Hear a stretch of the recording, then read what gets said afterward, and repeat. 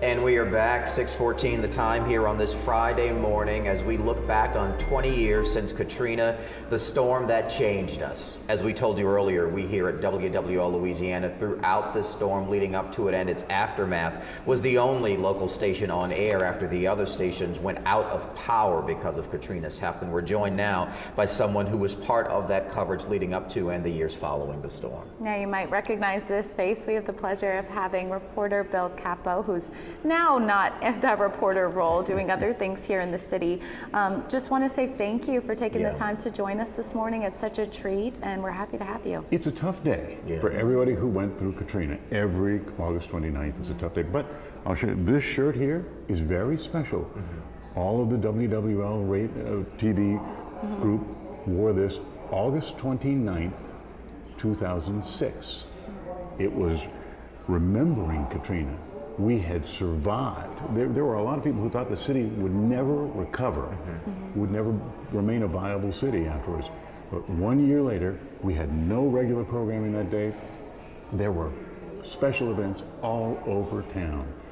And we were out there thanking everybody because we were able to survive Katrina. And it was monumental. Katrina was awful beyond belief.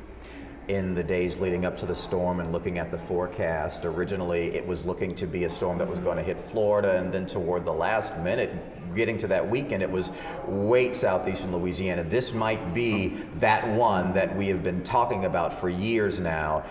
You got to get out. Well, you were on live air. That morning, Friday morning before the storm hit, Katrina was a bare minimum Category 1 storm going across South Florida, around Miami. And the Hurricane Center said it's going to go into Tallahassee. We had a Saints game that night. It was a Friday. Everybody stopped paying attention. They kept that forecast at 10 o'clock. We're watching the actual storm. It's going southwest into the middle of the Gulf where the water was bathtub warm. And that, of course, provides energy for hurricanes. We went to see our boss and we said, this is going to be a major hurricane and we're probably going to be near it. We went back at 2 o'clock and we said, prepare for the storm we've all been afraid of. The entire city might flood. So we split the staff. Half the staff stayed here and wound up at the Hyatt Regency with the mayor and his staff. I was part of the group that went to Baton Rouge, and we were supposed to be the backup. They were never going to come to us at 9:30 Sunday night. We get a call, hey, the Hyatt Regency, they're going to lock the doors. We can't get out of here, and if the station starts to flood, we won't be able to go. We got to leave now. So we took over the broadcast for the first time ever, and it stayed with us all the way through the storm. There was a period where you actually had to forecast the storm. We've got a little of that if we can take a second just to play it out for you.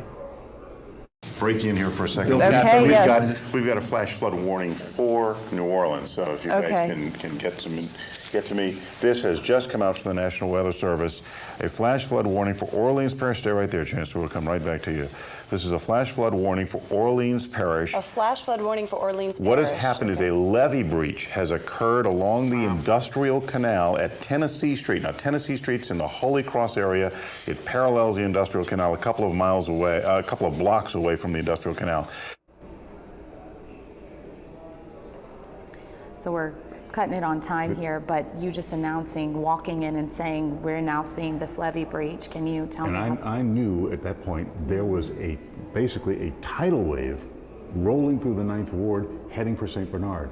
I didn't know how many people were still able to watch us, but I was trying to tell them to get up high as fast as they could.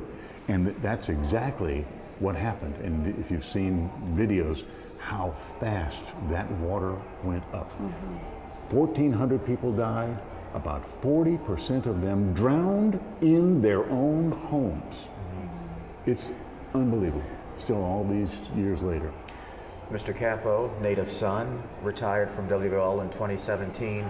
Real quick, we've got about maybe 20 seconds here. How do you want us to remember 20 years? 20 years, look how much of this city has come back. Now there's areas like the Lower Nine. I was out there the other day, I was choking back tears. It is still a disaster zone, but so much of this city has come back, and in many ways, it's better. We're stronger, we're more together, And hey, 5 years after Katrina was the best time ever to be in New Orleans. We won the Super Bowl. There we go. I hear you Mr. there. Capo, an honor to meet you, an honor to speak with you. Thank you. On your shoulders we do stand. You guys keep doing the good work. Thank you. Thank you. Thank you so much. And for the work you did then, it's just so impressive and so appreciated. All right. Let's send get over things to Peyton Malone.